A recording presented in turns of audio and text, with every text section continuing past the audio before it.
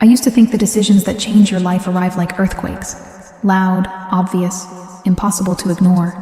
But the one that unraveled everything for me came quietly, disguised as professionalism, wrapped in an email that looked harmless enough. A one-night reporting trip, a small town in western Pennsylvania.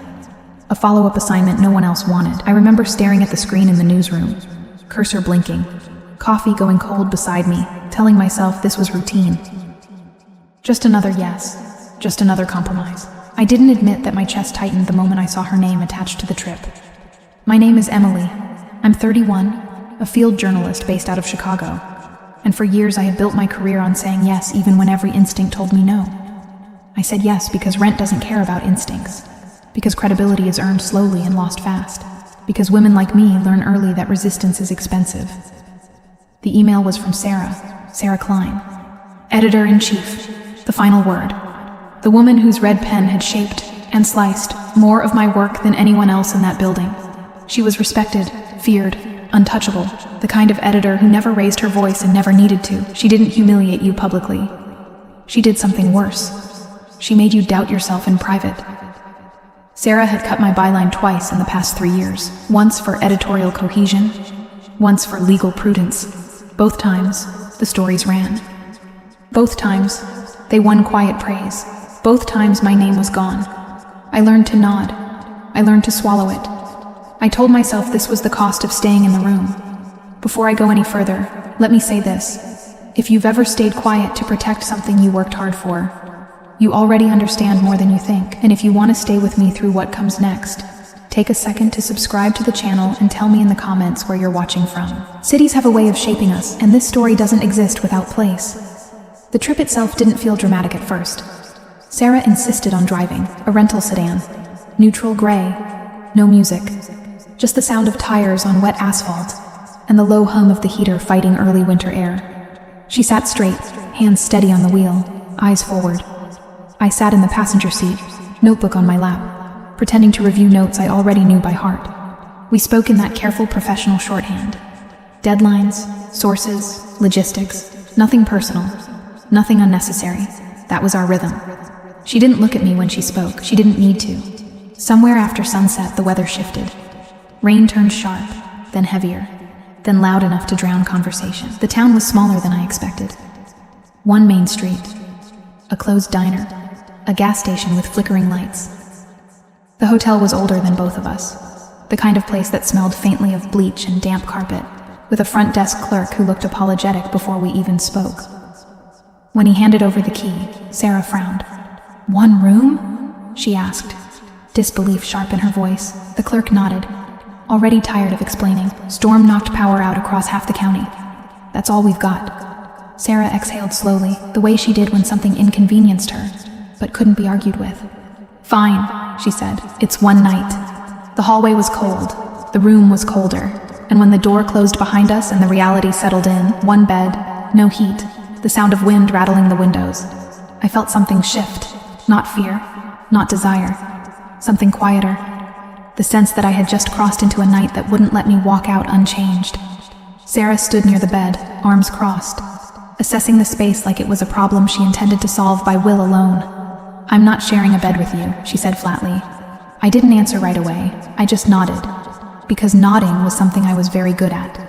And because at that moment, I still believed the night would end the way all professional nights do, with distance intact and consequences delayed. I didn't know yet how cold it was going to get. The cold didn't arrive all at once. It crept in, subtle at first, like a misunderstanding you ignore because it's inconvenient to address. The heater rattled once, then twice, and went quiet. The room held onto its warmth for a while, the way old buildings do, but eventually the silence of the vents became impossible to ignore. Sarah stood by the window, arms crossed, staring out at the white blur swallowing the parking lot, as if intensity alone could bend weather to her will.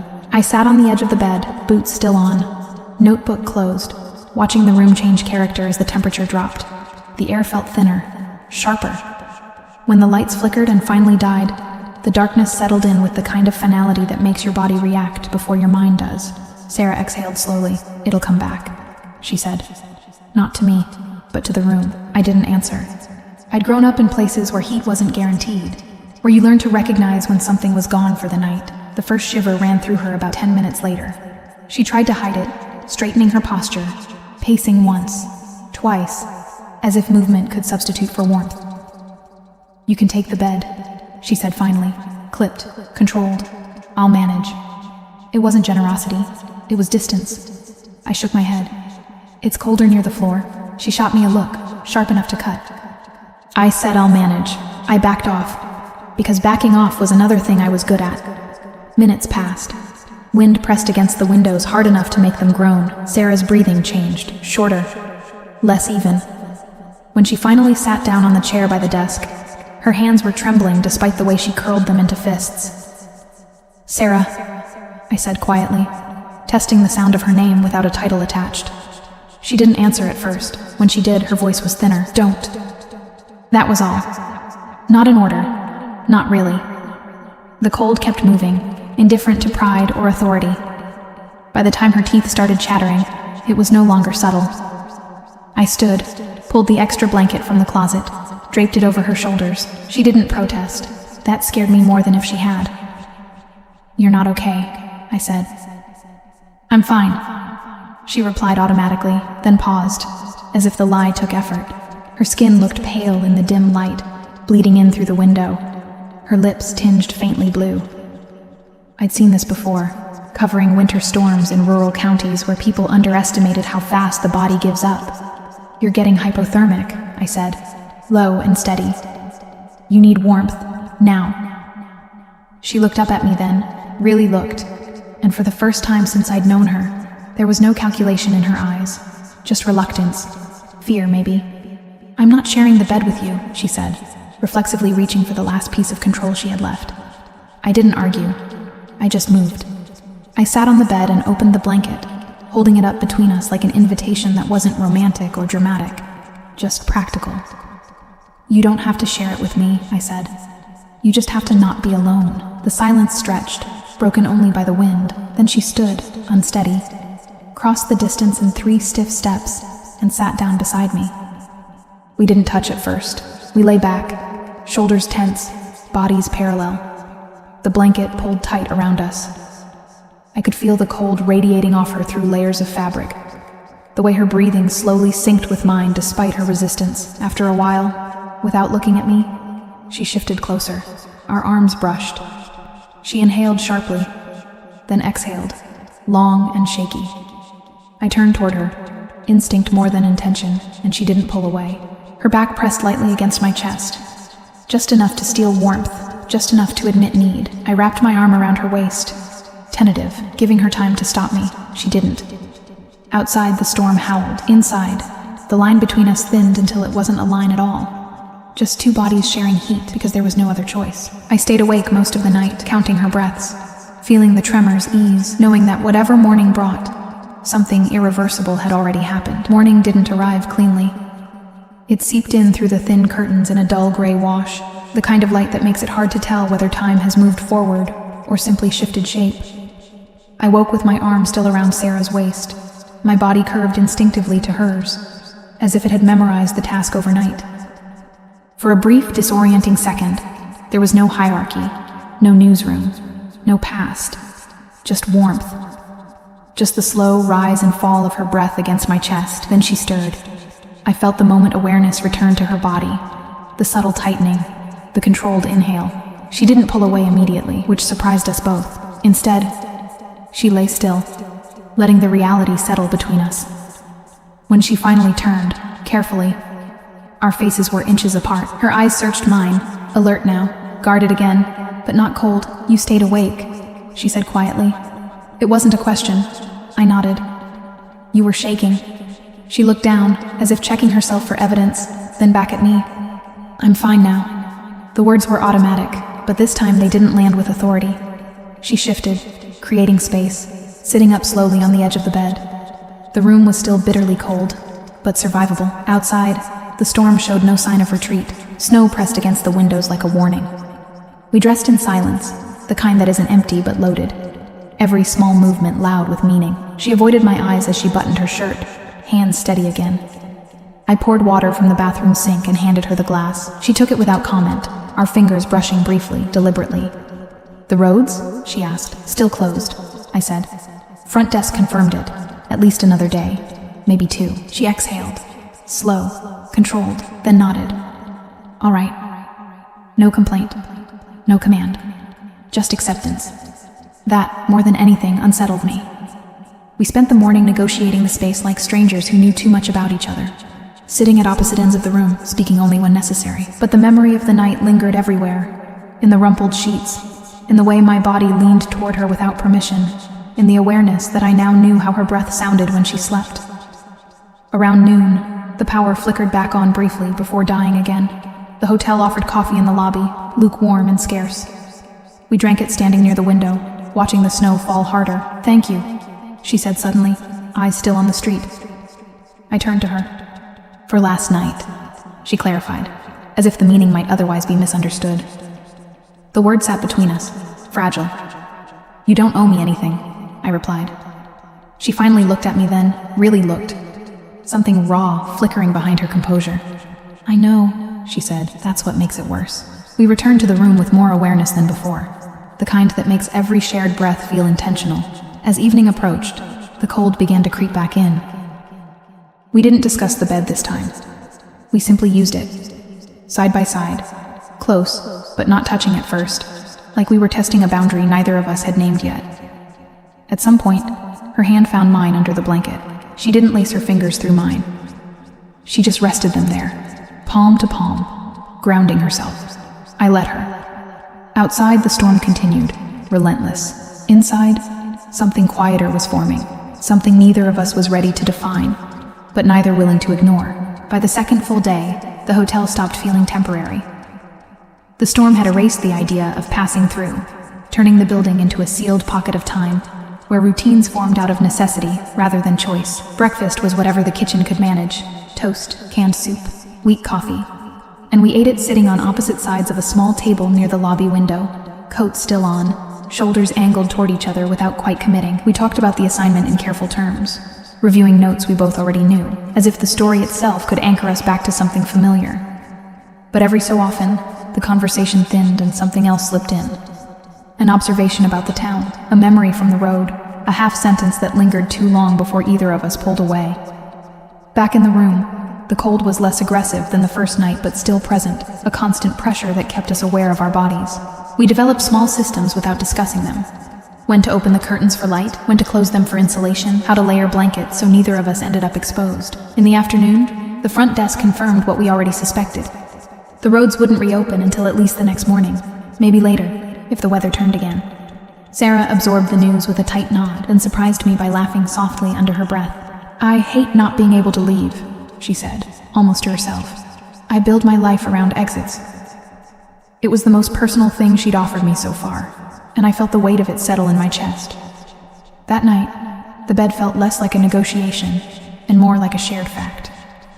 We lay down without discussion, close enough that the warmth was immediate, familiar now rather than alarming. At some point, she shifted onto her side, facing me. The room was dark except for the faint glow of snow-lit windows, but I could make out the shape of her face, the tension still living in her jaw.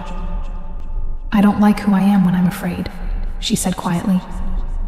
I didn't interrupt. "I get controlling. I push. I cut things down before they can grow teeth." The words landed heavier than she probably intended. I thought of my bylines, my edits, the quiet rage I'd learned to carry. "You don't have to explain yourself," I said. "I'm not asking for an explanation," she replied. "I'm telling you because pretending it's nothing is exhausting."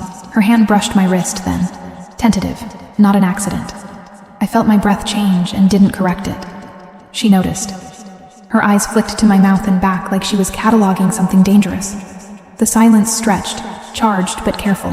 When she leaned in, it was slow, deliberate, giving me every chance to pull away. I didn't.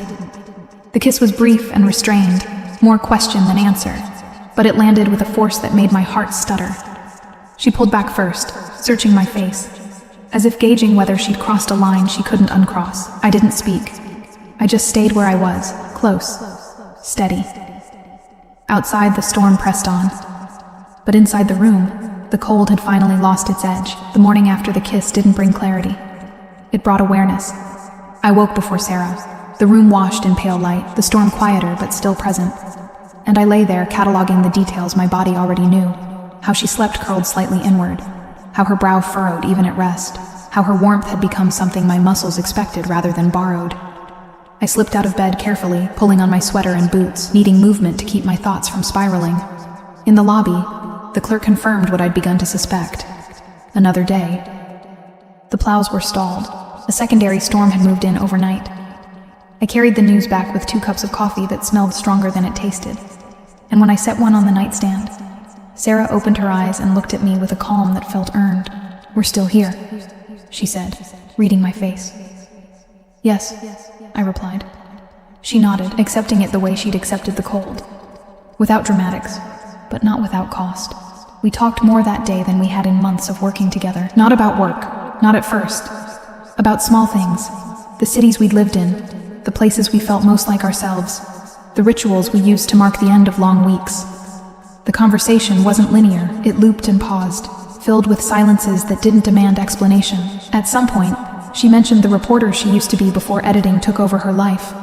The kind who chased leads until dawn, who believed proximity was the only way to tell the truth. Her voice tightened when she spoke, and I understood without asking that something had gone wrong. Something she'd never fully set down. When the cold crept back in late afternoon, it felt almost familiar. We layered blankets and shared the bed again. This time without hesitation. The space between us had thinned to something permeable, and when she reached for me, it wasn't cautious. It was steady, intentional. Our mouths met again, deeper this time, the kiss unfolding rather than landing. A slow negotiation of breath and consent. I felt the weight of her exhale against my lips, the way her hand anchored at my waist, grounding rather than claiming. We didn't rush.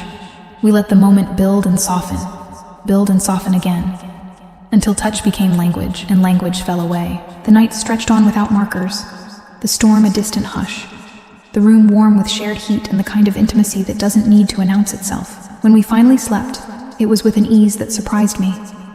As if my body had accepted a truth my mind was still circling. I knew, even then, that whatever waited on the other side of the storm, it wouldn't undo what had been set in motion here.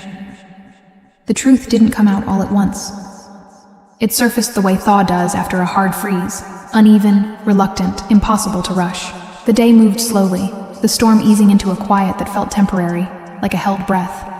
We spent the afternoon by the window, coats on, legs tucked beneath us, watching the town remain suspended. At some point, Sarah stood and paced the length of the room, a habit returning with purpose. "I need to say something," she said, not looking at me. I nodded, the knot in my chest tightening as if my body already knew where this was headed. She stopped near the desk, hands braced against the wood. "I wasn't hard on you because you weren't good enough," she began. "I was hard on you because you were." The words landed with a quiet force that stole my breath. She turned then, eyes steady, unflinching. "Years ago, I did this wrong," she said. "I let myself get close to a reporter I was supposed to protect. She was brilliant, fearless. She wrote like the truth owed her money." A faint smile flickered and vanished. "I thought I could keep things clean by managing the boundaries myself. I thought control was the same as care." Her voice tightened. "I edited her into something smaller. I told myself I was keeping her safe. What I was really doing was erasing her." I felt heat behind my eyes, a sharp recognition cutting through me. "She left," Sarah continued. "Not because she failed, because I did." Silence filled the room, heavy but honest. "When you came along," she said softer now, "you scared me. You write with your whole body. You don't hedge. You don't flinch." I recognized the pattern, and instead of stopping myself, I doubled down. "I thought if I cut you enough, you'd pull back. Or I would." She shook her head once, a small, bitter motion. I didn't expect to be wrong. I stood and crossed the room, stopping a careful distance from her. "You don't get to decide who I become," I said quietly. She met my gaze without deflecting. "I know," she said, "and I'm sorry." The apology wasn't dramatic, it wasn't performative. It was complete. The space between us shifted, something old loosening its grip. I reached for her hand, feeling the steadiness there, the choice. She leaned in first this time, the kiss unguarded, carrying the weight of truth rather than urgency. We moved back to the bed together, not as refuge from the cold, but as a place where neither of us had to be smaller. The storm outside finally began to recede, but inside, the air felt charged with a different kind of weather, one that didn't erase what came before, but made room for what could come next. By the time the third night arrived, the hotel had stopped feeling like a temporary inconvenience and started feeling like a sealed room in my mind, one I couldn't leave even if the roads cleared. Outside, the snow kept coming in soft sheets that looked harmless until you remembered what they could do to a county road, to a power line, to a timeline. Inside, everything was quieter than it should have been. The hallway traffic had thinned, the front desk radio crackled less often, and even the old ice machine down the hall sounded tired. The room itself carried evidence of us. 2 mugs on the nightstand, Sarah's coat folded with unnecessary precision, my boots drying near the baseboard heater that still barely worked.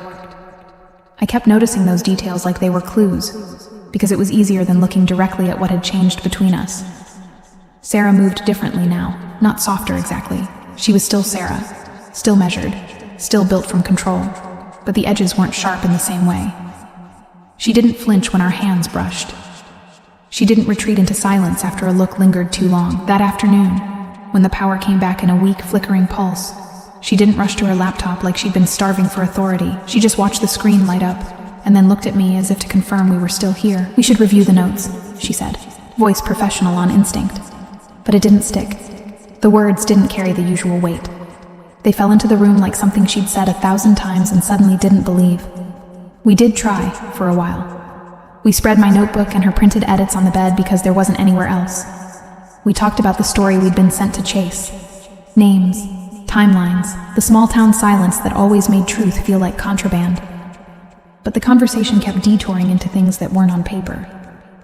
She asked about my first reporting job, the one I'd only mentioned once in the newsroom when someone joked about paying dues. I told her about sleeping in my car outside a courthouse in Indiana, about eating gas station granola bars for dinner, about the feeling of being invisible until you brought someone a fact they couldn't ignore. Sarah listened in a way that made me feel seen, and that was its own kind of danger. Being seen by her meant my anger had somewhere to land, somewhere real. At dusk, the temperature dipped again. The weather app on my phone was useless without service, but the room told the truth with its own language. The window glass turning cold enough to bite when you got close, the air sharpening, the muscles in my shoulders tightening without permission. Sarah stood by the sink, washing 2 spoons as if there were a reason to, as if routine could keep things from slipping. "I keep thinking about what you said," she murmured, "that I don't get to decide who you become." Her voice sounded careful, like she was stepping over glass. I leaned against the doorframe and watched her hands. "I didn't say it to punish you," I told her. "I said it because I needed you to hear me." She dried her hands, then turned. "I did hear you," she said, and there was something in the way she held eye contact that made my throat tighten. The silence after that wasn't awkward. It was loaded. The kind of silence where both people are aware of the same truth, but afraid of what acknowledging it will cost. Sarah's gaze dropped to my mouth for a second. So quick I could have pretended it didn't happen, except my body reacted too fast. I felt heat rise under my skin, a sudden awareness of the space between us, of the fact that it wasn't just cold forcing closeness anymore. The closeness had become something we were choosing, minute by minute. Sarah inhaled as if to speak, then didn't. She took 1 step forward, slow enough to be a question. I didn't move first. That mattered to me more than I expected. For years, our dynamic had been built on her decisions and my adaptation, her authority and my endurance. I needed this to be different. Sarah's hand lifted, hovering near my wrist, and she paused there, giving me room to decide. "Emily," she said, my name soft in her mouth. Not a reprimand, not a summons, just a truth. I turned my wrist slightly so her fingers could land if she wanted, and when they did, it felt like a shift in gravity. Not dramatic, not cinematic in the way movies lie. Cinematic in the way real life becomes hyper-detailed when you're afraid and alive at the same time. The kiss, when it happened, was quiet, no urgency, no performance. Sarah leaned in slowly, and I met her halfway, and for a second our mouths just rested there like we were learning how to exist without the distance. Then it deepened, careful, but unmistakable, and I felt her exhale against my lips like she'd been holding her breath for years. She pulled back first, Not because she wanted to stop, but because she needed to look at me, needed confirmation. Her eyes were darker than usual in the low light, and there was a vulnerability there that made my chest ache. "Tell me to stop," she said, voice barely above a whisper. I shook my head. "Don't," I answered, honest enough that it scared me. We moved toward the bed like it was the only steady surface in the room. The blanket was still folded from earlier, the sheets rumpled with evidence of long nights and short sleep. Sarah sat down first, then reached for my hand again, grounding herself in something real. I sat beside her and felt the warmth we'd been borrowing from survival turn into something else, something chosen. Our kisses became slower, deeper, the kind that rewrite your nervous system. Her fingers slid along my jaw, my neck, as if memorizing where I was solid and where I softened. I kept my touch steady, not rushing, letting her set the pace, letting us both be sure. The storm outside kept tapping the window like it was impatient. But inside the room, time stretched wide and quiet. What happened after didn't need a name to be true. It wasn't reckless. It wasn't a mistake we'd blame on weather. It was two women learning each other in the dark with a kind of tenderness that felt almost brutal in its honesty, because tenderness requires you to be present. Sarah's control didn't vanish. It transformed. It became care. It became the way she paused to read my breath, the way she kept checking my face like she was making sure I was still choosing this. And I realized, somewhere between the hush of the room and the warmth we made together, that my resentment had never been the opposite of desire. It had been the proof that she mattered. Later, when we lay tangled under the blankets, the room finally warm in a way the heater could never manage, Sarah traced a small line along my arm as if she needed something simple to do with her hands. "I don't want to go back to the way it was," she said, and there was no executive tone in it, no authority, just a fear that felt human. I stared at the ceiling, listening to the building settle, the storm still moving outside, and I understood what she was really saying. She didn't want to go back to a world where she could hide behind edits and titles. "Then don't," I said. "But if we do this, we do it for real. No cutting me down. No erasing me." Sarah went still, then turned her face toward mine. "Okay," she whispered, and I believed her, until the next sound came from the hallway. A knock, sharp and sudden, followed by a muffled voice calling her name like the storm had finally found a way inside. The knock came again, harder this time, and my whole body reacted like I'd been caught doing something illegal. Sarah sat up so fast the blanket slid down her shoulders, hair mussed in a way I'd never seen on her in the newsroom. The voice on the other side of the door was male, older, carrying through the thin wood with that flat motel impatience. "Sarah? You in there? Front desk needs to talk to you." For a second we just stared at each other, breathing too loud in a room that suddenly felt too small. Sarah reached for her blouse and pulled it on without looking at me, her movements fast but controlled, like she was putting armor back over skin that had finally been allowed to breathe. I slid out of bed and grabbed my sweater, the carpet cold under my feet, my heart still beating with the leftover intensity of what we'd just shared. Sarah walked to the door and paused with her hand on the knob, eyes closing briefly as if she were rewriting her face into something the world could recognize. When she opened it, the front desk clerk stood there with a flashlight in one hand and a radio in the other. He didn't look surprised exactly, more like he'd seen every version of desperate human behavior a storm could force and had long ago stopped judging. His gaze flicked past Sarah's shoulder, catching me standing there, and something about the angle of his mouth suggested he understood more than he would ever say. "County's issuing an advisory," he said. "Power might go again. Boiler's struggling. If it drops, some rooms will go below safe temps by morning." Sarah nodded once, professional reflex snapping into place. "What do you need from us?" The clerk glanced down at his clipboard. "Got one room on the first floor that's holding heat better, near the laundry. You two want to switch, I can move you." The words "you two" landed heavier than they should have. Sarah's jaw tightened. "We're fine," she said immediately, too sharp. The clerk raised his eyebrows like he didn't care. "Suit yourself. Just, if you start feeling dizzy or stop shivering, you let me know.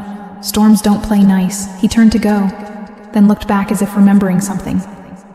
"Also, the county's saying roads might open tomorrow afternoon if the plows catch up."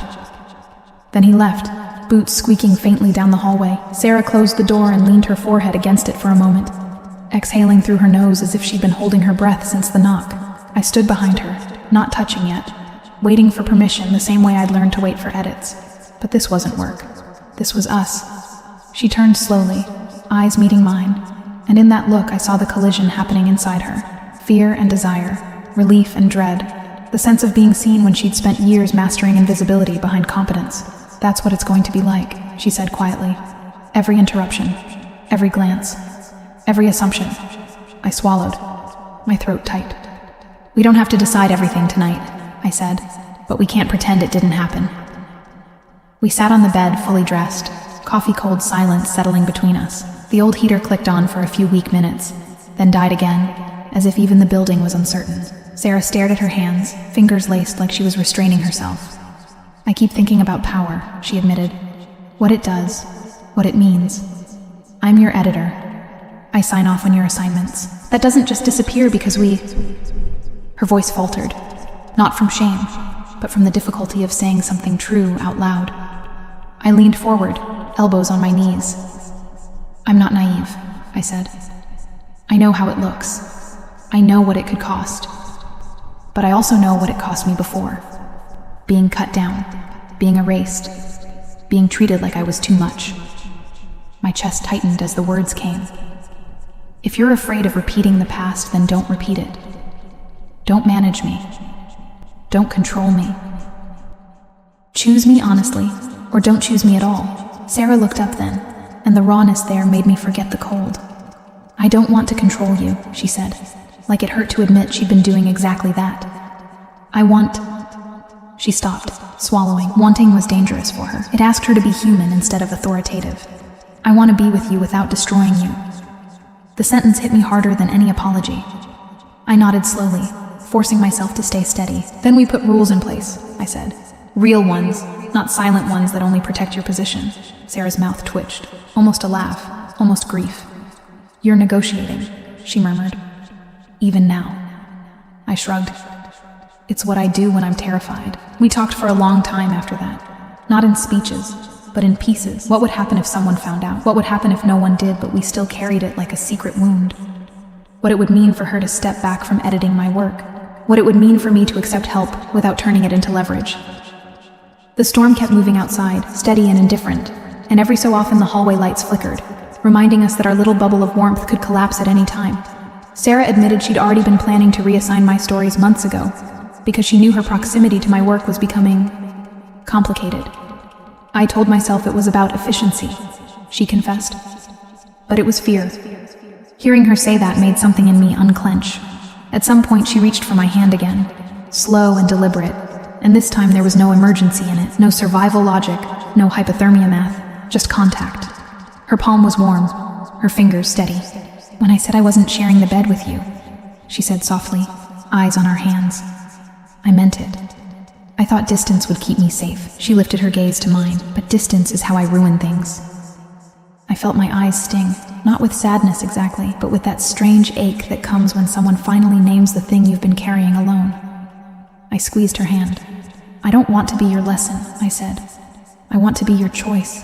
Sarah's throat moved like she was swallowing something sharp. You are, she whispered. And for once, it didn't sound like an attempt to convince herself. We didn't rush back into the heat of the night.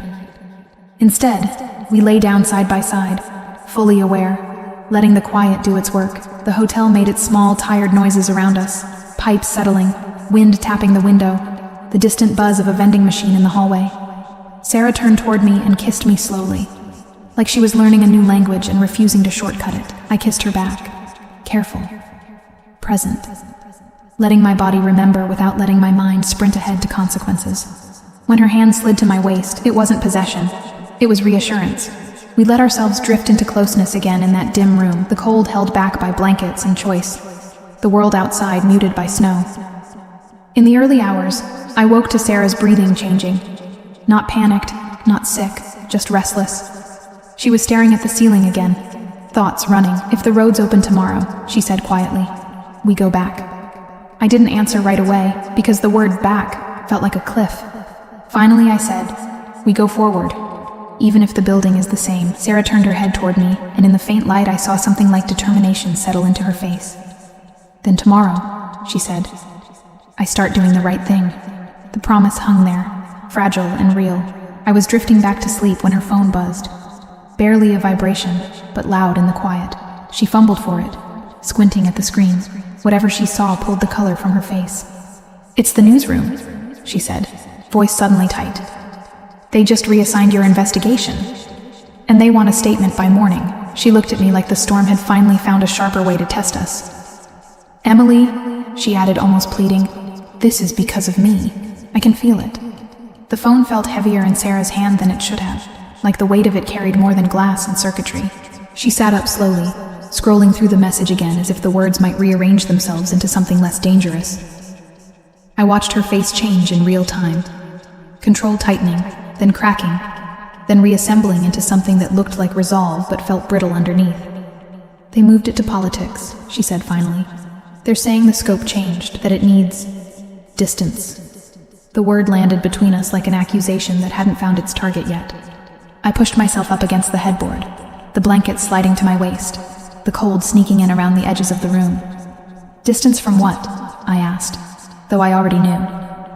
Sarah didn't answer right away. She rubbed her thumb along the side of the phone, a nervous habit I'd never seen before this trip. "From me," she said quietly. I let that sit. Not because I didn't have a response, but because I needed to feel the shape of it first.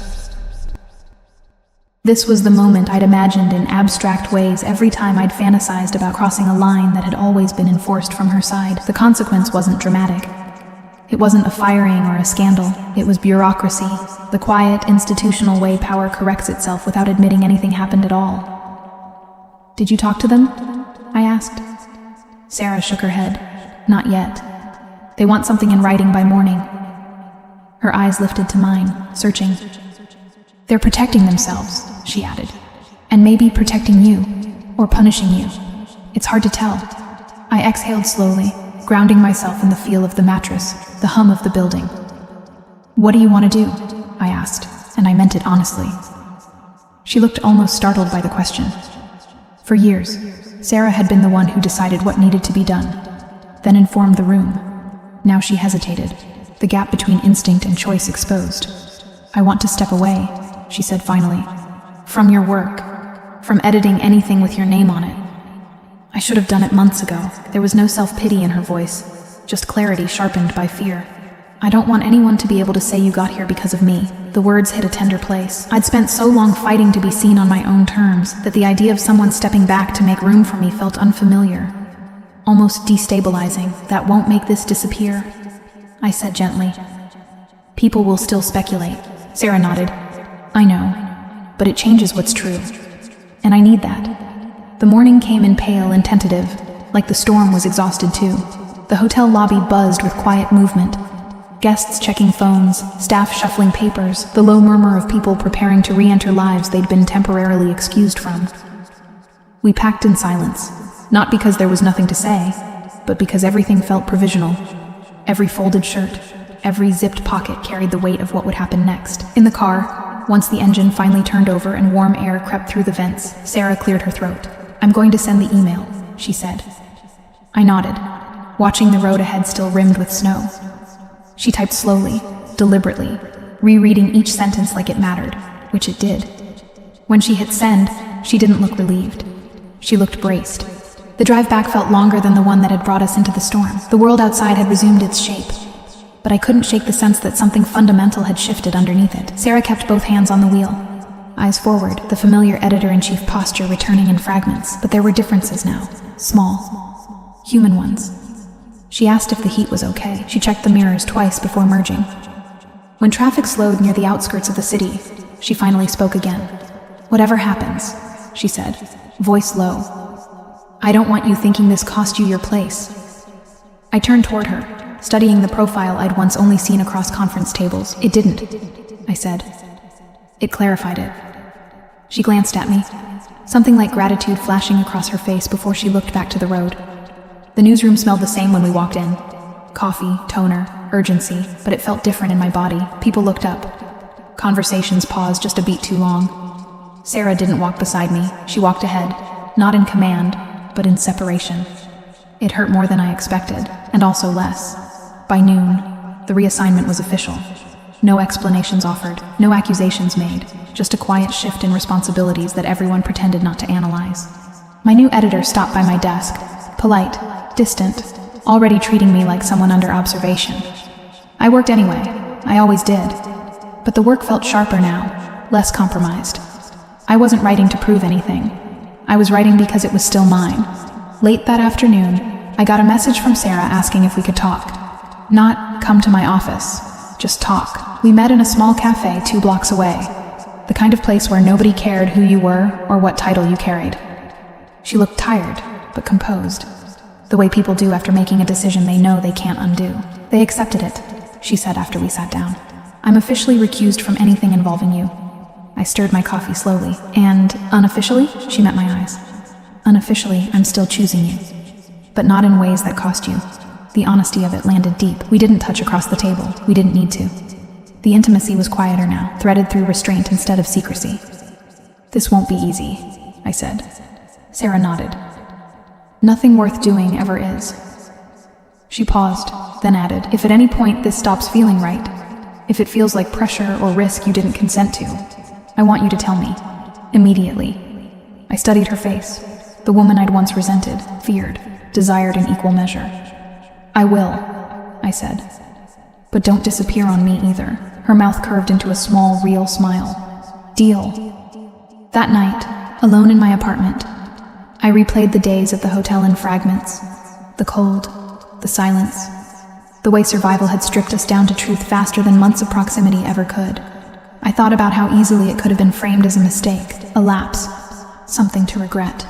But it didn't feel like that. It felt like an interruption that had rerouted my life onto a path that demanded more honesty than I'd been taught to expect. My phone buzzed once more before I went to sleep.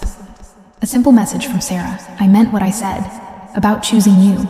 I stared at the screen for a long time before replying. Then keep choosing me when it's hard.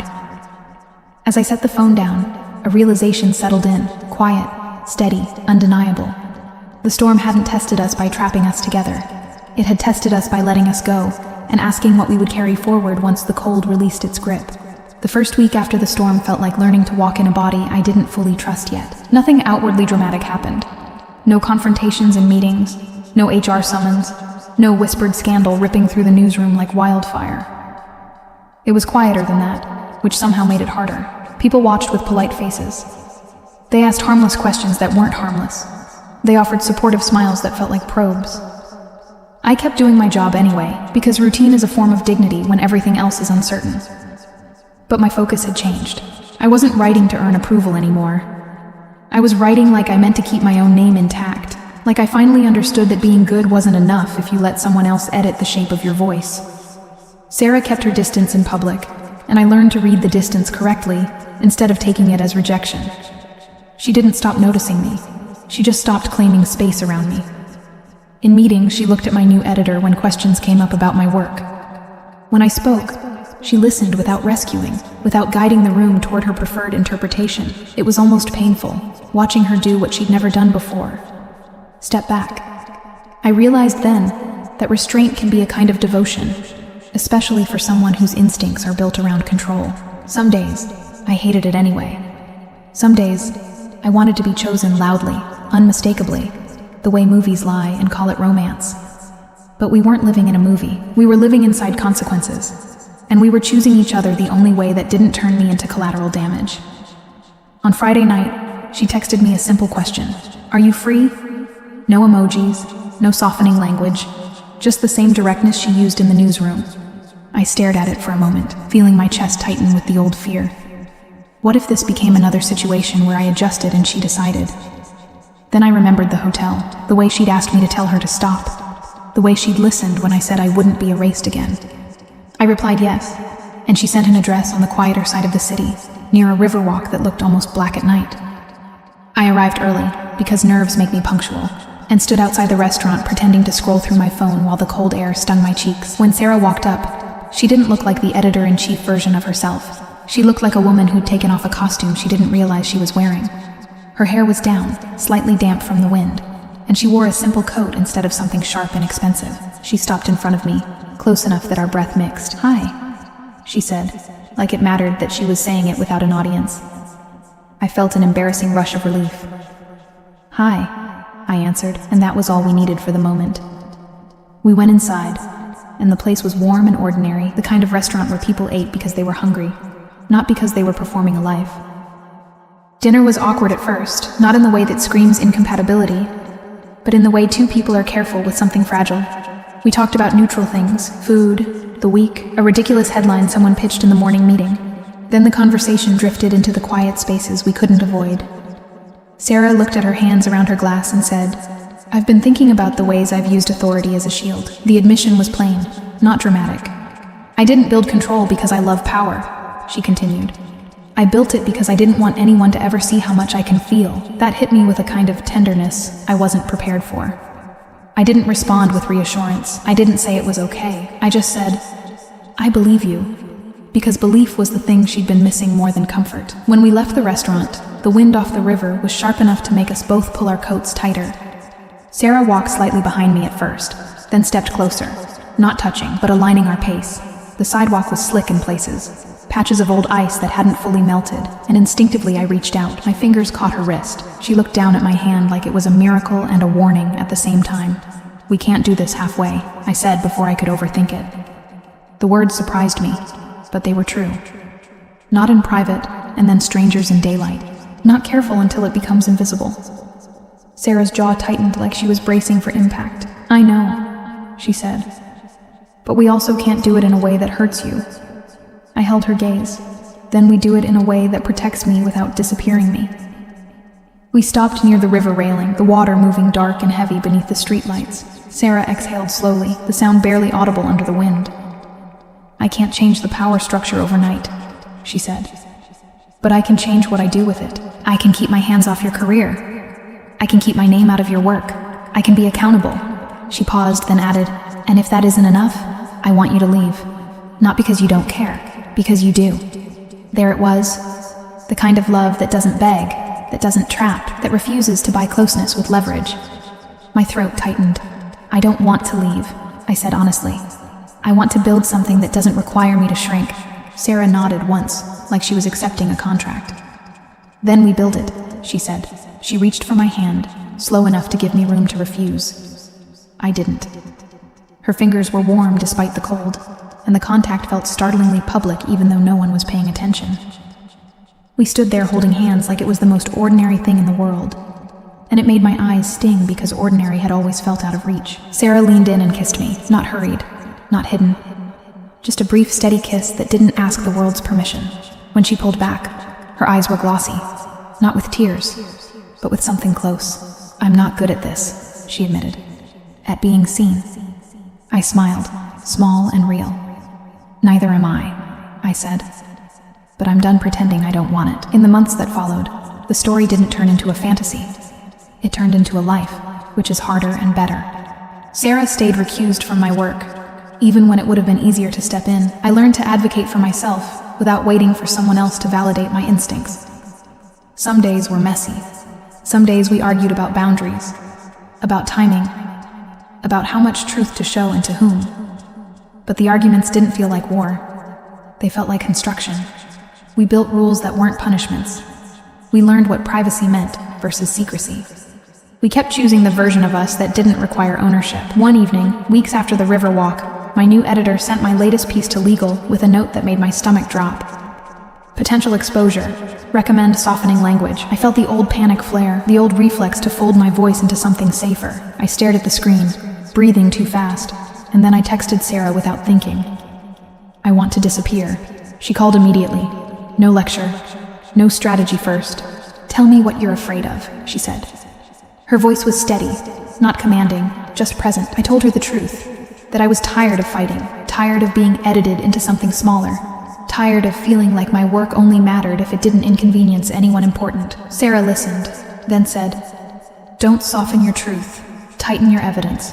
I laughed once, wet and surprised. "That's your love language," I said. "It's how you know I'm real." She paused, then answered quietly, "And it's how I know I'm not erasing you." The next morning, I sent Legal a revised version that didn't shrink the story. It strengthened it. The piece ran with my name intact. And when I saw it on the site, I felt something like a line drawn through my life, before and after. Not because I'd become someone different, but because I'd finally stopped agreeing to be invisible.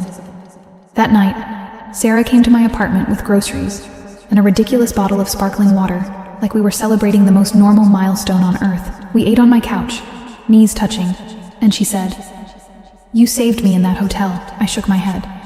"I kept you warm," I corrected. "You saved yourself when you chose to stop controlling everything."